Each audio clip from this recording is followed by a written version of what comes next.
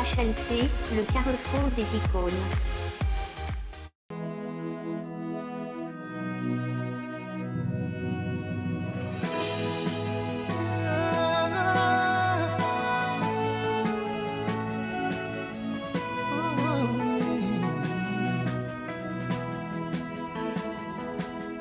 You are great, yes, you are Holy One. Walked upon the sea, raised the dead. Reign in majesty, mighty God. Everything written about you is great. You are great, yes, you are Holy One. Walked upon the sea, raised the dead. You reign in majesty, mighty God. Everything written about you is great. Salut à vous tous que nous suivez dans les quatre coins du monde. Je suis Fayette Marna, votre présentatrice. Pour ce nouveau numéro de HLC, nous recevons le pasteur itinérant Luc Massoudi de la communauté des élus, afin d'aborder l'importance de la parole prophétique. À la lumière de la Bible et de la foi chrétienne, sous un angle instructif, encourageant et édifiant. Bonjour pasteur. Bonjour Fayette. Vous allez bien? Oui, ça va, par la grâce de Dieu. D'accord, merci. Pouvez-vous vous présenter à notre audience, s'il vous plaît? Je suis le pasteur Luc Massoudi, le pasteur principal de l'église des élus en Vonvo. D'accord. Merci beaucoup, pasteur. Alors, pasteur, qu'est-ce qu'on entend par le prophétique? Le prophétique, c'est un ensemble, c'est comme un tout. À l'intérieur, nous avons la parole prophétique, nous avons le comportement prophétique, nous avons l'onction prophétique, nous avons cette manière de travailler de façon prophétique. Maintenant, dans le prophétique, nous avons la parole prophétique. Et je crois que c'est ce qui est beaucoup plus important aujourd'hui. D'accord. Alors, pasteur, quelle est donc l'importance du prophétique? Le prophétique est important dans la mesure où ça relève d'un fonctionnement spirituel à des intensités beaucoup plus considérables et beaucoup plus satisfaisant par rapport à la volonté de Dieu. Et lorsqu'on fonctionne de façon prophétique, on rencontre, on rejoint en fait le cœur de Dieu, la volonté de Dieu. On est en accord avec le Seigneur. Ok, vous venez de dire que lorsqu'on se comporte de façon prophétique, on respecte la volonté de Dieu, c'est ça. Alors, quel sera donc le sort de l'humanité sans le prophétique? Le sort de l'humanité, bon, je voudrais ici cerner la question en deux thématiques. Quand on parle de l'humanité, ça c'est de façon globale. Mais à l'intérieur de cette humanité ou de la société, nous avons l'Église. Donc, s'il faut aborder la question prophétique, il faut la scinder en deux. Nous avons des approches qui concernent le monde, mais aussi des approches qui concernent l'Église. Par rapport à l'Église, la parole prophétique nous aide à pouvoir nous préparer à la rencontre du Seigneur.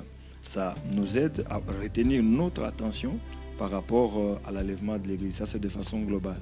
Mais par rapport au monde, la parole prophétique vient fixer le monde via les signes du temps pour que le monde puisse comprendre que le plan global que Dieu a mis en place, pour lequel Dieu a envoyé son Fils unique Jésus-Christ, est sur le point de connaître son essor final. Okay. D'accord. Par rapport à ce que vous venez de dire, maintenant, si nous devons voir dans un angle prophétiquement parlant, que pouvons-nous dire de la pandémie Covid-19? Pouvons-nous déduire de toutes ces informations qui circulent à travers le monde que le coronavirus est un jugement de Dieu pour les nations?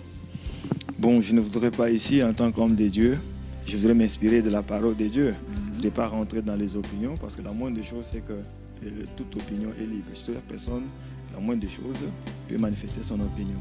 Mais au regard de la parole de Dieu, nous considérons le Covid-19 comme étant l'un des signes préparatoires de l'Église à son enlèvement. Parce que ça rejoint en fait la rentrée en scène du mystère de l'iniquité, ou le sort même du mystère de l'iniquité. Donc c'est parmi les signes du mystère de l'iniquité. Parce que quand vous lisez l'apôtre Paul, dans sa deuxième épître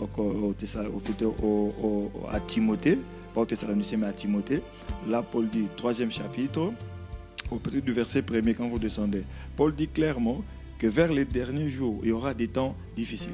Car les hommes seront égoïstes, seront cruels, fanfarons, ainsi de suite. Ce qui se passe avec le Covid-19, je voudrais un peu relativiser cette question pour attirer l'attention de ceux qui nous suivent. Et ceux qui pensent que c'est quelque chose qui a été fabriqué, d'accord. Mais derrière cette fabrication, il y a la puissance prophétique, il y a l'onction prophétique pour que ce Covid-19 apparaît comme un signe prophétique qui puisse préparer l'Église à l'enlèvement. Que ce soit Dieu, que ce soit les hommes, mais ce qui est vrai est que c'est un signe qui doit préparer l'Église à l'enlèvement. Ça prouve que les hommes sont devenus réellement cruels, égoïstes et amis de l'argent. Parce que ce virus ici, ça a été fabriqué, ça a été vendu, par exemple, donc vendu à très cher. Et c'est lui qui a fabriqué un tel virus, étant conscient que ça pourrait tuer beaucoup de gens. Donc il l'a fait pour l'argent, et non seulement pour l'argent, mais il l'a fait aussi par rapport à l'esprit de cruauté, parce qu'en fait, il savait que ce virus allait tuer beaucoup de gens. Donc d'une manière comme d'une autre, toutes ces antivaleurs que Paul a rassemblées dans son épître à Timothée, c'est tout justifié. D'accord, merci. Donc c'est un signe prophétique pour nous. Donc nous comprenons tous ensemble que le coronavirus est l'un des signes prophétiques. Oui, pour nous, pour le peuple de Dieu. Pour le peuple de Dieu. D'accord. Toujours dans le cadre de l'Église, prophétiquement parlant, comment agir et réagir durant ce temps du confinement pour les chrétiens que nous sommes? La première des choses, c'est de garder la foi au Seigneur. La deuxième des choses, c'est continuer à méditer la parole de Dieu. La troisième, c'est continuer à exercer le culte personnel. Puisqu'en matière de culte, nous en avons deux globalement. Nous avons le culte collectif que nous célébrons dans les églises et ensuite les cultes personnels. Mais puisque la loi interdit aujourd'hui, par les dispositions d'urgence, qu'il y ait des cultes collectifs, aujourd'hui nous faisons recours au culte personnel. Donc chaque chrétien est censé prier à la maison. Sauf ceux qui peuvent se retrouver 2 ou 3 en famille et puis essayer de prier ensemble. Il n'y a pas de problème. Ok. Maintenant, au regard de toutes ces conséquences découlant de cette crise, la réduction de la population mondiale de 60 000 habitants à ce jour, la crise économique, alimentaire, la pauvreté, quelles leçons peut-on tirer sur le plan social et sur le plan spirituel? Sur le plan spirituel, c'est que nous devons comprendre que la vitesse de la prophétie est en train d'atteindre sa vitesse, en fait, est en train d'aller vers son apogée. C'est ce que nous devons comprendre. Bon, on regarde la société, vous savez, tout signe prophétique qui s'accomplit a toujours des conséquences. Tout signe prophétique. Aujourd'hui, les avions peuvent tomber et ainsi de suite. Il y a eu, par exemple, il n'y a pas que le Covid-19. Nous avons connu d'autres signes antérieurement ici. Il y a eu des débordements des océans, il y a eu des tsunamis, il y a eu des tremblements de terre. Les gens sont morts. Donc, tout signe prophétique a toujours des conséquences. Il n'y a pas que le Covid-19 qui a des conséquences. Les gens sont morts en Chine, un peu partout, en Europe. Il y a eu des tremblements en Amérique, en France. Donc, toutes ces choses, ce sont des signes. Il y a des virus qui arrivent comme ça. Il n'y a pas le Covid-19. Il y a d'autres virus, il y a d'autres pandémies que nous avons connues. Il y a par exemple le phénomène choléra et toutes ces choses. Ça tue. Donc, c'est vrai, les gens meurent, c'est vrai, il y a des conséquences. Mais l'essence de la citoyenneté, de la responsabilité voudrait à ce que, face à ces éventualités, que nous puissions nous prendre en charge, qu'on soit beaucoup plus responsables, répondre aux impératifs imposés par le virus en question ou les situations, essayer un peu, c'est vrai que c'est difficile, mais il faut en arriver. C'est le cas du confinement. Donc on est là, ça fait partie d'une réponse sociale par rapport à cette question, pour essayer de limiter un peu les dégâts. Ok, pasteur. Au regard de cette pandémie de Covid-19, l'Église pourra-t-elle être une voie d'espoir alors qu'elle ne peut plus se rassembler? Et comment procédera-t-elle si tel est le cas? L'Église, c'est pas d'abord le rassemblement.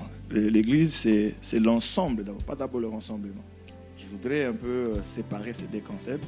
C'est l'ensemble de tous ceux-là qui ont accepté Jésus-Christ comme Seigneur et Sauveur, le racheter.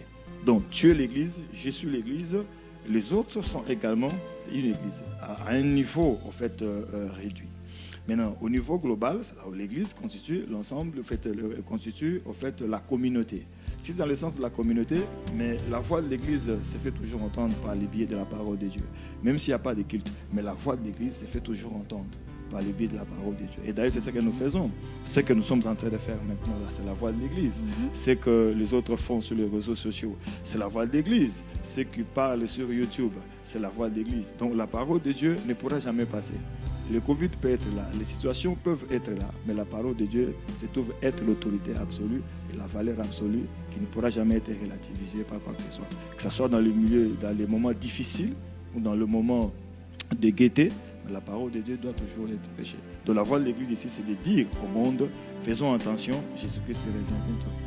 Donc la voix de l'Église est toujours là. Merci beaucoup. Voilà, nous sommes à la fin, au terme de notre émission. Avez-vous un dernier mot à dire à tous ceux qui sont en train de nous suivre en ce moment? Le mot de la fin, c'est de demander à l'Église de considérer la parole prophétique, de se nourrir de la parole prophétique et de faire en sorte qu'elle puisse se mirer au regard de la parole prophétique pour situer le temps dans lequel elle est en train de vivre, quelle doit être sa marche et quelle doit être sa condition de spiritualité en cette période. C'est ce que je peux dire à l'Église. Merci beaucoup, pasteur. Est-ce que vous pouvez laisser vos coordonnées pour ceux qui aimeraient vous joindre pour en savoir plus sur ce terme? Bon, nous sommes joignables au 06 873 10 31 05 562 10 92. Merci beaucoup, pasteur. Voilà, chers internautes, c'est par là que s'achève notre émission de ce jour. J'espère que vous avez été richement bénis par cette parole. Nous avons été en compagnie du pasteur Luc Massoudi de l'église des élus de Vunvu. Merci de nous avoir suivis. Un grand merci à notre équipe technique. Je suis Fayette Marna, votre présentatrice. À très bientôt.